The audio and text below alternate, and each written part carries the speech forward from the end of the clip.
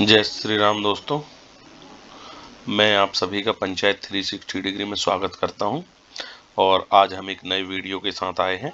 इस वीडियो का मुख्य उद्देश्य है कि हम जो पंचायत ग्राम पंचायतों द्वारा जो संपत्ति का निर्धारण कर टैक्स वसूलने की कार्रवाई की जाना है, उसमें एक सबसे महत्वपूर्ण घटक ये है कि हम उस संपत्ति का जो है वो मूल्य निर्धारण कैसे करें। यानी कि हम ये पता कैसे करें कि एक्चुअल में वो संपत्ति है कितने की। कोई एक बेस आइडिया होना चाहिए या कोई मॉडल चीज होना चाहिए जिससे हम ये निर्धारित कर सकें वाकई में कि ये संपत्ति का लगभग मूल्य इतना ही होना या इसके आसपास लमसम थोड़ी आगे पीछे चल सकता है। तो उसके लिए एक सिंपल सा प्रोसीजर है, बहुत ही आसान। क्योंकि यदि हम कहीं जाते हैं अपनी फील्ड में तो 2 मंजिला मकान, पक्का मकान, वो बोलते हैं कि आप जो है इसको वो 50,000 या 1 लाख रुपए में दर्ज कर लीजिए। यानी कि उसके हिसाब से उसका लगभग टैक्स ही 0.2% आना है, यानी लाख में 200 रुपए। तो यदि 2 लाख का अपन ने दर्ज किया तो मुश्किल से उसका टैक्स जो है वो 0.2 के हिसाब से ही आना है, 400 रुपए। तो उसके लिए एक मापक जो होना चाहिए या जो है अपने पास पहले से ही उपलब्ध है, तो माननीय कलेक्टर महोदय की गाइडलाइन रहती है। ये हमारे आपके जिले में दूसरी हो सकती है, ये हमारे जिला जबलपुर डिस्ट्रिक्ट की कलेक्टर गाइडलाइन है।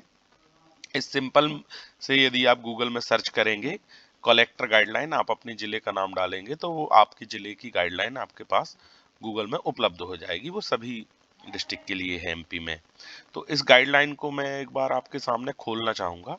ये मैंने इसको एवरेज खोला है। ये लगभग 384 पेज है। 384 पेज में आप जैसे ये पीडीएफ फॉर्म में रहता है, आप इसको खोलेंगे तो मैं सबसे पहले अपनी पंचायत को सर्च करता हूँ। आप सिंपल सा यदि सिस्टम में है तो आप इसको सर्च कर सकते हैं, अपनी पंचायत को सिंपल सर्च हो जाएगी। थोड़ी सा इसको बड़ा कीजिए तो आप लोगों को भी समझ में आएगा कि एक्चुअल में लिखा क्या है। इसको एक मानक रेट होते हैं जिस रेट से रजिस्ट्रियां होती हैं। आपने देखा होगा कि एक जो गाइडलाइन है, गाइडलाइन के हिसाब से ही ये जब भी आप रजिस्ट्री कभी करवाने जाओगे तो वो होगी। यानी आपकी संपत्ति का एक मूल्य निर्धारण होता है गवर्नमेंट की साइड से कि आपके संपत्ति का लगभग इतना मूल्य है। वो थोड़ी सा ज्यादा भी हो सकता है, थोड़ी सा कम भी हो सकता है, मगर एक मानक अपन को पता चल जाता है कि इतना होगा। तो अब जैसे, और यहाँ ये एक चीज और है, इसमें जो मूल्य है वो लगभग एवरेज है और ये मूल्य जो है वो वर्ग मीटर, यानी वर्ग मीटर में ही प्रदर्शित होता है। इसको जो है वो वर्ग फुट में नहीं है। अपन जो पंचायत दर्पण पोर्टल में चढ़ाते हैं वो वर्ग फुट में चढ़ाते हैं, और जो ये मूल्य दिया हुआ है, ये जो मूल्य जो है वो वर्ग मीटर का है। तो इस चीज का आप विशेष रूप से ध्यान रखिएगा। इसमें आप देखेंगे ये सीरियल नंबर, पहले में कॉलम नंबर 1 में सीरियल नंबर आता है, ये आपके गांव का डला हुआ है। दूसरे नंबर पे आता है मोहल्ला, कॉलोनी, सोसाइटी, रोड या विलेज, यानी कि ये आप जहां रह रहे हैं, जहां पर आप रेट का निर्धारण करना है आपको, ये वहां की विलेज, उस विलेज का इसमें नाम आएगा।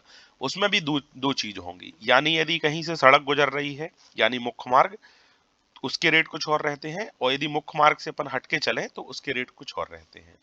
अब इसमें सबसे पहला आता है प्लॉट। प्लॉट यानी स्क्वायर मीटर, स्क्वायर मीटर में, तो यानी जो रेसिडेंशियल प्लॉट है उस प्लॉट की कीमत जो है वो 2900 रुपए पर स्क्वायर मीटर है। यानी 1 बाई 1 मीटर की कीमत जो है वहां 2900 रुपए है। तो 2900 रुपए का अपन जितना भी आपका प्लॉट साइज है उससे मल्टीप्लाई करेंगे। मल्टीप्लाई करने के बाद जो भी नंबर आएगा उसका जो है, जो हमारा टैक्स का फिक्सेशन है गवर्नमेंट की साइड से कि आप 0.2% से ज्यादा टैक्स कम नहीं ले सकते और 0.3 से ज्यादा नहीं ले सकते, वो निर्धारण है। कम से कम, अभी अपन को कम से कम में ही चलना है, तो 0.2% के हिसाब से अपन को लेना है। तो जितना भी आएगा, यानी कि इसमें 29 रेसिडेंशियल प्लॉट जो है वो 2900 रुपए स्क्वायर मीटर का है। उसके बाद अपन देखेंगे दूसरा कमर्शियल प्लॉट। कमर्शियल प्लॉट जो है, जो डाइवर्टेड प्लॉट रहते हैं, वो 4300 रुपए स्क्वायर मीटर है। ये मेरी ग्राम पंचायत का है, आपका कुछ अलग भी हो सकता है, क्योंकि ये NH7 से लगी हुई है, इसलिए थोड़ी सा इसमें रेट थोड़ी सी हाई है। और इंडस्ट्रियल का है जो 2900 रुपए, यानी कि रेसिडेंस और इसका बराबर है, ठीक है ना। ये तो हो गया प्लॉट यानी कि खाली जमीन समझ लीजिए, जैसे किसी की बाड़ी है या फिर किसी ने प्लॉट लेके छोड़ दिया है तो खाली प्लॉट है, उसका जो है निर्धारण इस 3 कॉलमों से होगा। सिंपल सा है।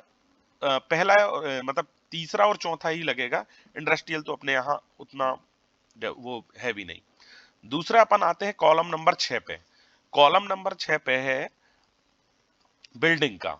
बिल्डिंग में भी 2 प्रकार की बिल्डिंग होती हैं। एक होती है रेसिडेंशियल, जिसको रहने के लिए यूज किया जाता है। दूसरी रहती है बिल्डिंग कमर्शियल। तो सबसे पहले अपन रेसिडेंशियल की बात करते हैं। रेसिडेंशियल में एक चीज आती है सबसे पहला, वो है RCC। RCC मीन्स ये हो गया आपका पक्का घर, ठीक है ना। पक्का घर मतलब कैसा, कि जिसकी छत और दीवार सब पक्की हुई, छत भी पक्के से डला है, दीवार भी पक्की है, पूरा घर A to Z पक्का है, ठीक है। उसके बाद आता है RBC। इसमें यह है कि आपकी दीवार तो पक्की है किंतु छत जो है वो कच्ची है ना। उसके बाद जस्ट आता है टीन शेड।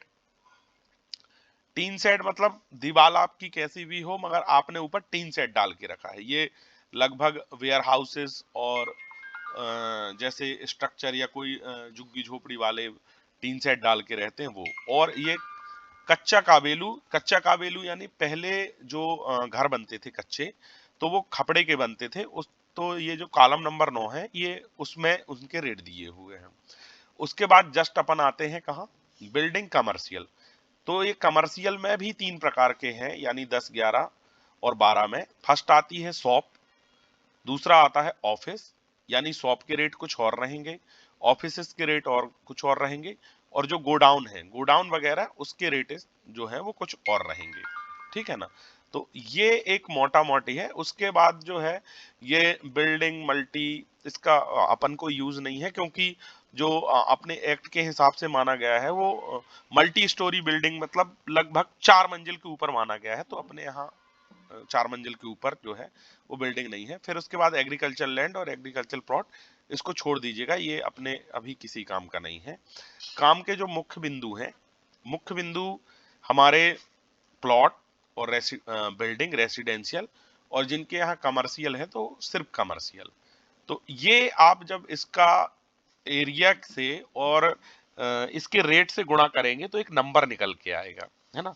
वो उस नंबर में लगभग कलेक्टर गाइडलाइन के हिसाब से वो आपकी संपत्ति का एक एवरेज वैल्यू होगी, कि उसके हाँ आपकी वैल्यू ये लगभग शासन की नजर में इतने की हो रही है।